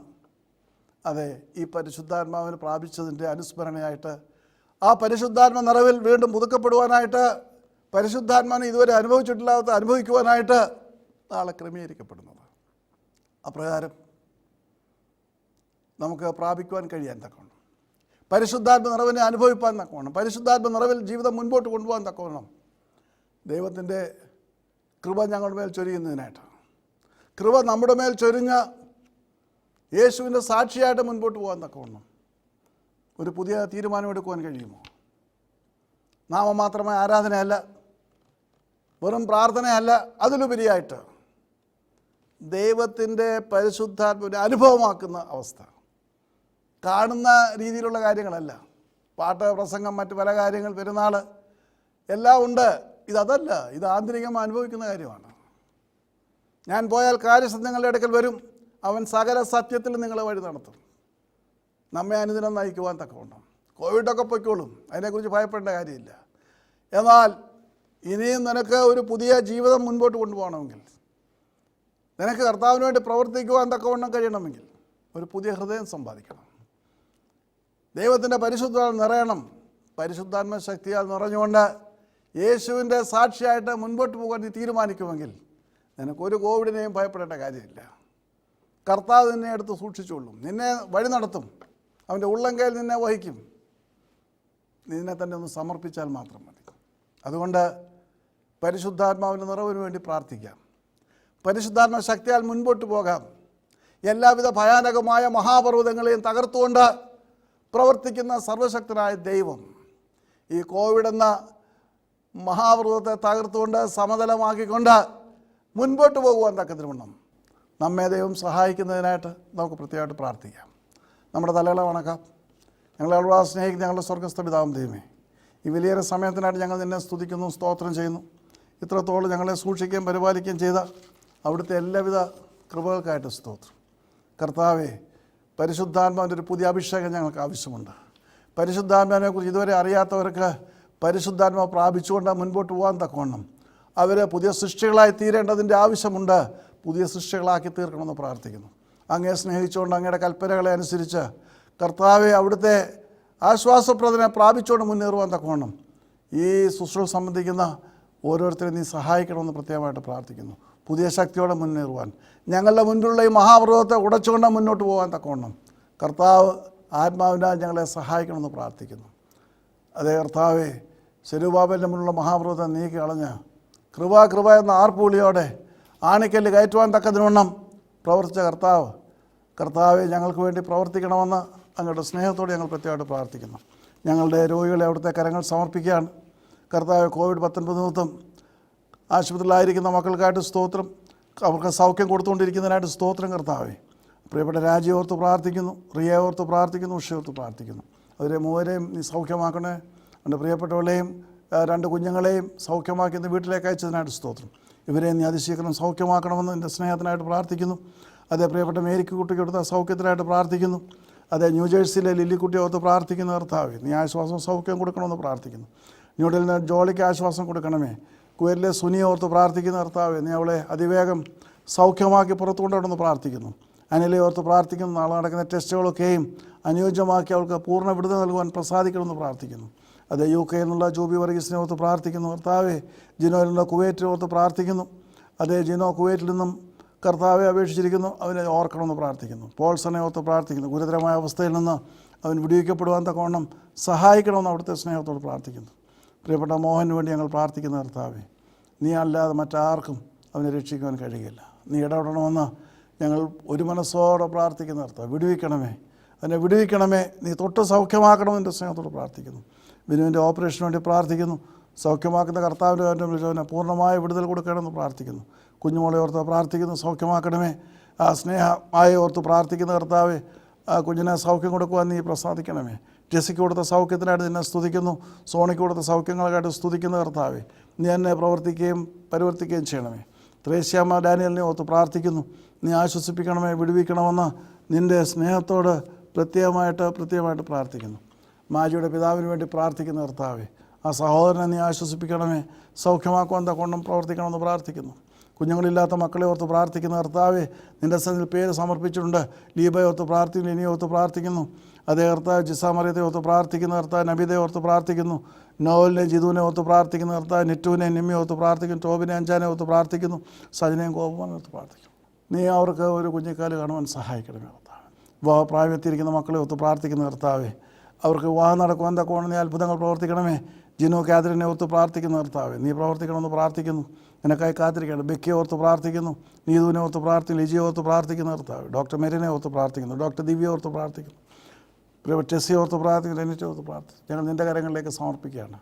പുരുഷൻ ഏകനായിരിക്കും നല്ലതല്ല എന്ന് കൽപ്പിച്ച് അനുയോജ്യമായ തുണ ഏൽപ്പിച്ചു കൊടുത്ത കർത്താവ്, ഈ പാവപ്പെട്ട മക്കൾക്ക് വേണ്ടി അത്ഭുതങ്ങൾ പ്രവർത്തിച്ച് അനുഗ്രഹിക്കണമെന്ന് ഞങ്ങളുടെ സ്നേഹത്തോടെ ഞങ്ങൾ പ്രത്യേകമായിട്ട് പ്രാർത്ഥിക്കുന്നു. ഹല്ലേലൂയ. കർത്താവേ, അഞ്ചാനെ കൊടുത്ത സൗഖ്യത്തിനായിട്ട് സ്തോത്രം. പരീക്ഷകൾ പൂർത്തിയാക്കാൻ നീ അവളെ സഹായിച്ചതിനായിട്ട് നന്ദിയോടെ സ്തോത്രം. അച്ചാമ്മയ്ക്ക് കൊടുത്തു, അങ്കമാലിയിൽ നിന്ന് അച്ചാമ്മയ്ക്ക് കൊടുത്തിരിക്കുന്ന ആശ്വാസത്തിന് സൗഖ്യത്തിനുള്ള സ്തോത്രം. കീമോതെറാപ്പി മാറ്റിവെക്കുവാൻ നീ പ്രസാദിച്ചു കർത്താവേ. പരിമണം ഒഴിവാക്കി അവളെ നീ രക്ഷിക്കണമേ. ആ കിഡ്നിക്ക് നീ സൗഖ്യം ആശ്വാസം കൊടുക്കണമേ. രേഷ്മ സുനിലിനെ ഓർത്ത് പ്രാർത്ഥിക്കുന്നു കർത്താവേ. ടൊറൻറ്റോയിൽ നിന്ന് ആ മകളെ നീ ഓർത്ത് അവൾക്ക് സൗഖ്യം നൽകുവാൻ സഹായിക്കണമേ. പുനലിൽ നിന്നുള്ള വിൽസനെ ഓർത്ത് പ്രാർത്ഥിക്കുന്നു.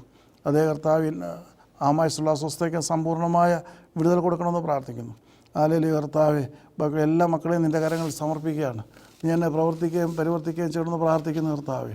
ഹല്ലേലൂയ. കർത്താവേ, വേർപാടിൻ്റെ വേദന മൂലം അതേ പ്രയാസപ്പെടുന്ന പ്രിയപ്പെട്ട രാജുവിനെയും രവണിനെയും ഓർത്ത് പ്രാർത്ഥിക്കുന്നു.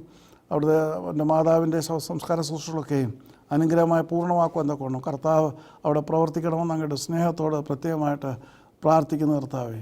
ഇത്രത്തോളം സൂക്ഷിച്ച എല്ലാ കൃപകൾക്കായിട്ടും കരുണകൾക്കായിട്ടും അങ്ങേ സ്തുതിക്കുന്നു, സ്തോത്രം ചെയ്യുന്ന കർത്താവ്. ജോലിയില്ലാത്ത മക്കളെ നിൻ്റെ കരങ്ങൾ സമർപ്പിക്കുകയാണ് കർത്താവ്. കോവിഡ്-19 കെടുതി മൂലം അനേകർക്ക് ജോലി നഷ്ടപ്പെട്ടിരിക്കുന്നു. മുൻപോട്ട് പോകുവാൻ തക്കവണ്ണം ഭാരപ്പെടുന്ന നിൻ്റെ മക്കൾക്ക് നീ വഴി തുറക്കണമേ. AP ജോസിനെ ഓർത്ത് പ്രാർത്ഥിക്കുന്ന കർത്താവ്. സിജു സക്കരയെ ഓർത്ത് പ്രാർത്ഥിക്കുന്നു. സൂസൻ സിജുവിനെ ഓർത്ത് പ്രാർത്ഥിക്കുന്ന കർത്താവ്. സജി ഓർത്ത് പ്രാർത്ഥിക്കുന്നു. സുജോയെ ഓർത്ത് പ്രാർത്ഥിക്കുന്നു. ഷീബയെ ഓർത്ത് പ്രാർത്ഥിക്കുന്ന കർത്താവ്. ഷാലുവിനെ ഓർക്കണമേ. റീസയെ ഓർത്ത് പ്രാർത്ഥിക്കുന്നു കർത്താവെ. മെരിൻ ജോർജെ ഓർക്കണമേ. അതേ അജി എറണാകുളത്ത് നിന്ന് അപേക്ഷിച്ചിരിക്കുന്ന അവരെ ഓർക്കണമെന്ന് പ്രാർത്ഥിക്കുന്നു. ജസ്റ്റിൻ ടോം ജോണിനെ ഓർത്ത് പ്രാർത്ഥിക്കുന്നു. നീ വഴി തുറന്ന് സഹായിക്കണമെന്ന് അവിടുത്തെ സ്നേഹത്തോടെ ഞങ്ങൾ പ്രത്യേകമായിട്ട് പ്രാർത്ഥിക്കുന്നു. അതോടൊപ്പം കർത്താവെ, കോവിഡ് രോഗികളെ ശുശ്രൂഷിക്കുകയും കർത്താവെ അവർക്കൂടി പ്രവർത്തിക്കുന്ന എല്ലാ മക്കളെയും നിൻ്റെ കരങ്ങൾ സമർപ്പിക്കുകയാണ്. ആരോഗ്യ പ്രവർത്തകരെ ഓർത്ത് പ്രാർത്ഥിക്കുന്നു കർത്താവെ. ഇതിനുവേണ്ടി പ്രവർത്തിക്കുന്ന ജനനായകന്മാരെ ഓർത്ത് പ്രാർത്ഥിക്കുന്നു കർത്താവെ. ഞങ്ങളുടെ ഭരണാധികാരികളെ ബലപ്പെടുത്തണമേ. അതിന് മുൻപടിയിൽ നിന്നോട് പ്രവർത്തിക്കുന്ന എല്ലാ ശുശ്രൂഷകരെ നീ ഓർക്കണമെന്ന് പ്രത്യേകമായിട്ട് പ്രാർത്ഥിക്കുന്നു. പോലീസ് സേനയിലുള്ള മക്കളെ ഒത്ത് പ്രാർത്ഥിക്കുന്നു. ആരോഗ്യ മേഖലയിലുള്ള മക്കളെ ഒത്ത് പ്രാർത്ഥിക്കുന്ന കർത്താവെ. അവരൊക്കെ കെടുതിയുടെ മുമ്പിൽ നിൽക്കുന്നവരാണ്. അവരെ നീ സൂക്ഷിച്ച് കർത്താവെ അവർക്ക് വേണ്ട കരുതലും കാവലും നൽകി മുൻപോട്ട് കൊണ്ടുപോകാൻ തക്കവണ്ണമുള്ള ശക്തി പകരണമെന്ന് നിൻ്റെ സ്നേഹത്തോടെ ഞങ്ങൾ പ്രത്യേകമായിട്ട് പ്രാർത്ഥിക്കുന്നു. വിദേശ രാജ്യങ്ങളിൽ നിന്ന് മടങ്ങി വരുവാൻ തക്കവണ്ണം ആഗ്രഹിക്കുന്ന മക്കളെ ഒത്ത് പ്രാർത്ഥിക്കുന്നു. അതേ കർത്താവ്, പലവിധ തടസ്സങ്ങളാണ്. ആ തടസ്സങ്ങളൊക്കെ മാറ്റി അവർ കടന്നു വരുവാനും സൗഖ്യം പ്രാപിച്ചവരായി കർത്താവ് മുൻപോട്ട് പോകാൻ തക്കവണ്ണം വേണ്ട വഴികൾ തുറന്ന് സഹായിക്കണമെന്ന് പ്രത്യേകം അവിടുത്തെ സ്നേഹത്തോട് പ്രാർത്ഥിക്കുന്നു. അതോടൊപ്പം കർത്താവെ, ഈ കോവിഡ് രോഗികളെ പരിചരിക്കുന്ന നിൻ്റെ മക്കളുണ്ട്. അവരെ നീ ഓർക്കണമെന്ന് നിൻ്റെ സ്നേഹത്തോട് ഞാൻ പ്രത്യേകമായിട്ട് പ്രാർത്ഥിക്കുന്നു. അതേ കർത്താവ്, രജി മേരി ഓർത്ത് പ്രാർത്ഥിക്കുന്നു. കാവ്യ ഓർത്ത് പ്രാർത്ഥിക്കുന്നു. ടോണി ഓർത്ത് പ്രാർത്ഥിക്കുന്നു. ബീനെ ഓർത്ത് പ്രാർത്ഥിക്കുന്നു. മോളമ്മ ഓർത്ത് പ്രാർത്ഥിക്കുന്നു. ശാന്തമ്മ ഓർത്ത് പ്രാർത്ഥിക്കുന്നു. ഷീബ ഓർത്ത് പ്രാർത്ഥിക്കുന്നു. ജെൻസി ഓർക്കുന്നു. രേണുവിനെ ഓർക്കണമേ. റൂബി ഓർക്കണമേ. അതേ കർത്താവ്, ജോംസിയെ ഓർത്ത് പ്രാർത്ഥിക്കുന്ന കർത്താവെ. അന്ന ജോണിക്കുട്ടി ഓർത്ത് പ്രാർത്ഥിക്കുന്നു. ബ്രൈറ്റി ഓർത്ത് പ്രാർത്ഥിക്കുന്ന കർത്താവെ. അതേ കുവൈറ്റിൽ നിന്ന് നീന പോളിനെ ഓർത്ത് പ്രാർത്ഥിക്കുന്നു. സിമിയെ ഓർത്ത് പ്രാർത്ഥിക്കുന്നു. ജോമോളെ ഓർത്ത് പ്രാർത്ഥിക്കുന്നു.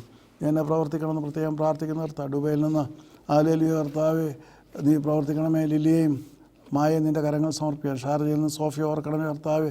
ടിസിയെ ഓർക്കണമേ. അവർക്ക് കാവൽക്കാരായിരിക്കണം പ്രത്യേകം പ്രാർത്ഥിക്കുന്നു. അല്ലെങ്കിൽ നെൽസിയെ ഓർക്കണമേ. ലിസിയെ ഓർക്കണമേ. ലിസി സോണിയും ലിജിയെ ഓർത്ത് പ്രത്യേകമായിട്ട് പ്രാർത്ഥന. അയർലൻഡിലെ സോണയെ ഓർത്ത് പ്രാർത്ഥിക്കുന്നു. ദോഹയിൽ നിന്ന് ഷിബിയെ ഓർത്ത് പ്രാർത്ഥിക്കും. ജിതുവിനെ ഓർത്ത് പ്രാർത്ഥിക്കും. ഡിൽജിയെ ഓർത്ത് പ്രാർത്ഥിക്കുന്നു. നീ പ്രവർത്തിക്കണമെന്ന് പ്രത്യേകം പ്രാർത്ഥിക്കുന്ന കർത്താവെ. അതേ കർത്താവ്, UK അഞ്ജലിയെ ഓർത്ത് പ്രാർത്ഥിക്കുന്നു. അവളെ കാത്ത് സൂക്ഷിക്കണമേ. ആനി ജോസഫിനെ ഓർത്ത് പ്രാർത്ഥിക്കുന്ന കർത്താവ്. അഞ്ജലിനെ ഓർത്ത് പ്രാർത്ഥിക്കുന്നു. ആൻസി വറീസിനെ ഓർത്ത് പ്രാർത്ഥിക്കുന്നു. നീ എന്നെ പ്രവർത്തിക്കണമെന്ന് പ്രാർത്ഥിക്കുന്നു. അബുദാബിയിലെ ജെയ്മിയെ ഓർത്ത് പ്രാർത്ഥിക്കുന്നു. നീ പ്രവർത്തിക്കണമേ കർത്താവെ. നീ എന്നെ പ്രവർത്തിച്ച് വഴി നടത്തുമെന്ന് പ്രാർത്ഥിക്കുന്നു. അച്ഛനെയും പ്രിൻസിയെ ഓർത്ത് പ്രാർത്ഥിക്കുന്നു. റീന ജേക്കുവിനെ ഓർത്ത് പ്രാർത്ഥിക്കുന്നു. റിനി ജേക്കുവിനെ ഓർത്ത് പ്രാർത്ഥിക്കുന്നു. പ്രത്യേകിച്ച് ഞങ്ങളുടെ ഡോക്ടേഴ്സിനെ ഓർത്ത് പ്രാർത്ഥിക്കും. ഡോക്ടർ ജയെ ഓർക്കണമേ. കാത്തു സൂക്ഷിക്കണമേ. ഡോക്ടർ സുശീലിനെ ഓർത്ത് പ്രാർത്ഥിക്കുന്നു. ഇപ്പോഴും കർത്താവ് കോവിഡ് വാർഡിലാണ്. ഞാൻ അവനെ പ്രത്യേകമായി കാത്തുകൊണ്ട് കർത്താവ് ഒരു ആക്രമണം ഉണ്ടാകാനിടയാതെ അവനെ നീ കവചമായിട്ട് അവനെ സൂക്ഷിക്കണമെന്ന് പ്രാർത്ഥിക്കുന്നു. അതോടൊപ്പം കർത്താവ്, ഡോക്ടർ റെബേക്കയെ ഓർത്ത് പ്രാർത്ഥിക്കുന്നു. ഡോക്ടർ ന്യൂയോർക്കിലെ ഡോക്ടർ റീനയെ ഓർത്ത് പറഞ്ഞു. അവൾക്ക് കാവൽക്കാരനെ കോട്ടെ ഇത്രത്തോളം പരിപാലിച്ച കൃപകൾക്കായിട്ട് സ്തോത്രം. നീ അവളെ സൂക്ഷിക്കണമെന്ന് സ്നേഹത്തോട് പ്രാർത്ഥിക്കുന്നു. ഡോക്ടർ റിനി മേരി തോമസിനെ ഓർത്ത് പ്രാർത്ഥിക്കുന്നു. ഡോക്ടർ മാത്യു തോമസിനെ ഓർത്ത് പ്രാർത്ഥിക്കുന്നു.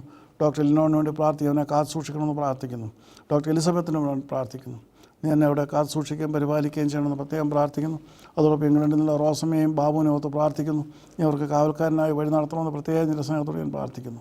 അതേ മെലിൽ നിന്ന് ജയിന് അതിവേഗം മടങ്ങി വരുവാൻ തക്കമുള്ള വഴിവാൽ തുറക്കണമെന്ന് പ്രത്യേകം അവിടുത്തെ സ്നേഹത്തോട് പ്രാർത്ഥിക്കുന്നു.